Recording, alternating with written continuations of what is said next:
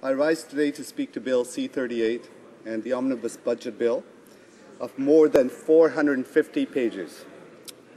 Not only the bill's content, but also in the way which this government intends to ram it through without proper examination is an affront to the democratic process. The Conservatives know this, that it is inappropriate to put so many sweeping changes to so many different areas in a budget bill. And Mr. Speaker, they know that it is inappropriate to include a series of previously unannounced measures in a budget bill, like the measures that contribute to less transparent and more secretive environment, including a massive gutting of the powers of the Auditor General. They know it is inappropriate to give themselves power to change employment insurance rules without the approval of the Parliament. And they know that it is inappropriate to gut environmental protection and rewrite Canada's fisheries laws in a budget bill. But they don't care, Mr. Speaker. This Conservative government has made it very clear over and over again that they don't respect this House. By that extension, they don't respect the very people we were all elected to represent them in this House.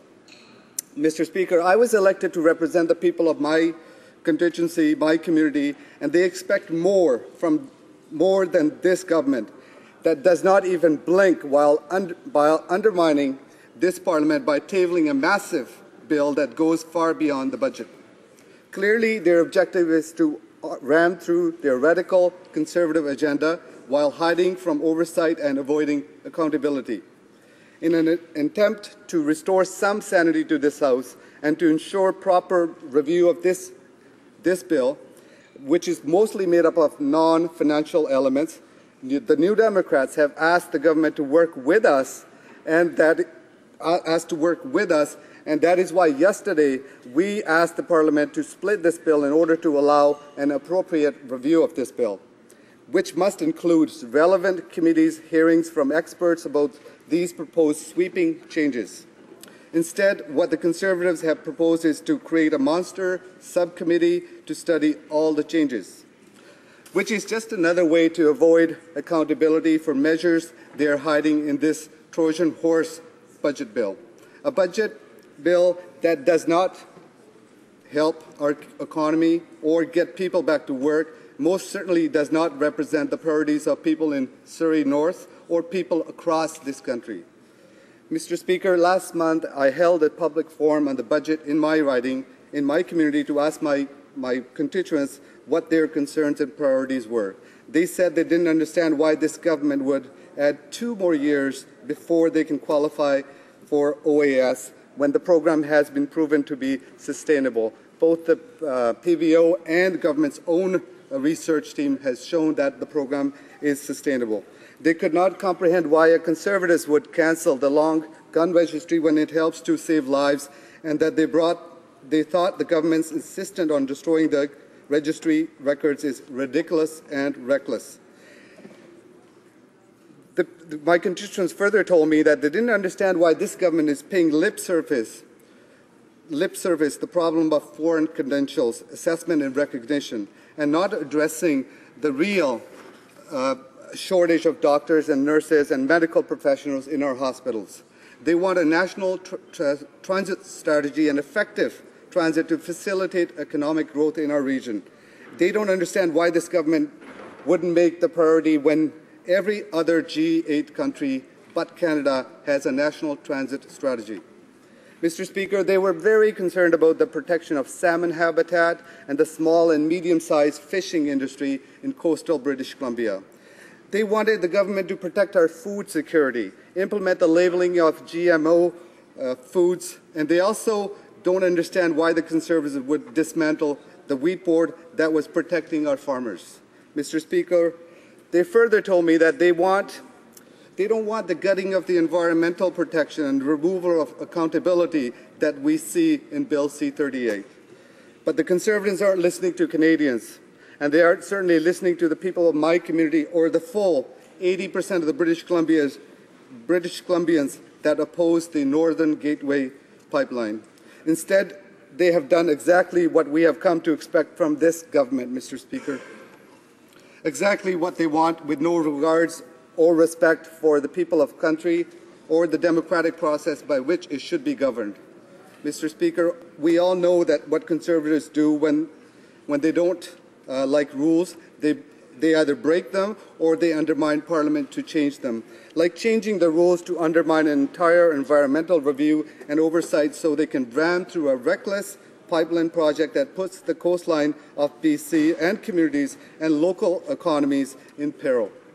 Or the change the rules so they can attack charities that target the organizations that are standing up to protect our coast, or gutting the Office of Auditor General so that we won't know when they break the rules.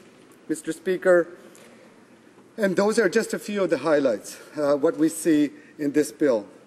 It is clear that the priorities of the people in my community are not represented by this government, and they most certainly not represented by the contents of this bill. Mr. Speaker, the Conservatives claim that the budget 2012 is about job creation, but the PBO says that budget will cost actually 43,000 Canadian jobs. In fact, the budget actually plans for unemployment to rise. The PBO further estimates that the budget will cost 43,000 Canadian jobs. When combined with previous rounds of cuts, this number is closer to over 102,000 jobs lost. But, Mr. Speaker, still the Conservatives stand in this House day after blustering about how this bill is about job creation. It is truly, truly unbelievable. Speaker, 1/3 of this bill is actually dedicated to getting important environmental protection regulations, so that I would humbly suggest to the members across that they cool on the talking points and admit what this bill is really about. Ignoring the hundreds and thousands of Canadians who peacefully protested on Earth Day to show their support for expanding environmental safeguards and showing their contempt for Canadians by taking this country backwards when it comes to environmental protection. Mr. Speaker, creating a less transparent and more secretive government so they can lurch in the shadows and get away with their dirty tricks.